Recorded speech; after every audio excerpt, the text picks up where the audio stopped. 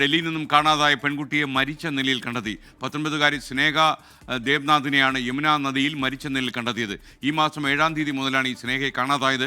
വിനീത വിജി മറ്റു വിവരങ്ങളുമായി ഡൽഹിയിൽ നിന്ന് തത്സമയം മോർണിംഗ് ഷോയിൽ വരികയാണ്. വിനീത, ഗുഡ് മോർണിംഗ്. വിനീത, ഈ കുട്ടി എന്ത് ചെയ്യുന്ന ആളായിരുന്നു? എങ്ങനെയുള്ള ഒരു സാഹചര്യത്തിലാണ് കാണാതായത്?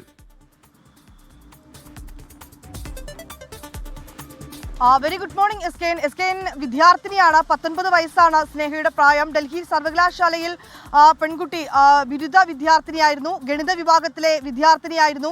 ഈ ജൂലൈ 7 മുതലാണ് സ്നേഹയെ കാണാതാകുന്നത്. അവർ ത്രിപുര സ്വദേശിനിയാണ്. അവർ ഡൽഹിയിൽ എത്തി ഈ പഠനത്തിന്റെ ഭാഗമായി ഇവിടെ അവർ താമസിച്ചു വരുന്നതെന്നാണ് നമുക്ക് അറിയാൻ കഴിയുന്നത്. ജൂലൈ 7-നാണ് അവസാനമായി ഈ പെൺകുട്ടി അവരുടെ വീട്ടിൽ വിളിച്ച് സംസാരിച്ചിട്ടുണ്ടായിരുന്നത്. അതിനുശേഷം പിന്നീട് ഈ മൊബൈൽ ഫോൺ സ്വിച്ച് ഓഫ് ആവുകയും ഈ പെൺകുട്ടിയെ പറ്റി പിന്നീട് ഒരു വിവരവും ലഭിച്ചില്ല എന്നാണ് കുടുംബം പറയുന്നത്. പിന്നാലെ തന്നെ ബന്ധുക്കൾ പോലീസിൽ പരാതി നൽകിയിരുന്നു. ഇപ്പോൾ 6 ദിവസത്തിന് പിന്നാലെ ഇപ്പോൾ ഡൽഹിയിലെ യമുന നദിയിൽ നിന്നാണ് സ്നേഹയുടെ മൃതദേഹം കണ്ടെത്തിയിരിക്കുന്നത്. ഇതിനിടയിൽ ചില ദൃശ്യങ്ങൾ ലഭിച്ചിട്ടുണ്ടായിരുന്നത്. സ്നേഹ ഒരു പാലത്തിന് മുകളിൽ നിൽക്കുന്നതുമായി ബന്ധപ്പെട്ടുകൊണ്ടുള്ള ചില ദൃശ്യങ്ങൾ ലഭിച്ചിട്ടുണ്ടായിരുന്നുവെന്നും പോലീസ് പറയുന്നുണ്ട്. സ്നേഹയെ പിന്നീട് ബന്ധപ്പെടാനൊക്കെ തന്നെ ശ്രമിച്ചിരുന്നുവെങ്കിലും ഫോൺ സ്വിച്ച് ഓഫ് ആയതിനാൽ ഒരു വിവരവും ലഭിച്ചിട്ടുണ്ടായിരുന്നില്ല. പിന്നാലെയാണ് കുടുംബം പോലീസിൽ പരാതി നൽകിയിരിക്കുന്നത്. തുടർന്ന് ഇന്നലെ രാത്രിയോടുകൂടി മൃതദേഹം കണ്ടെത്തിയെന്നാണ് ഇപ്പോൾ പുറത്തുവരുന്ന റിപ്പോർട്ടുകൾ.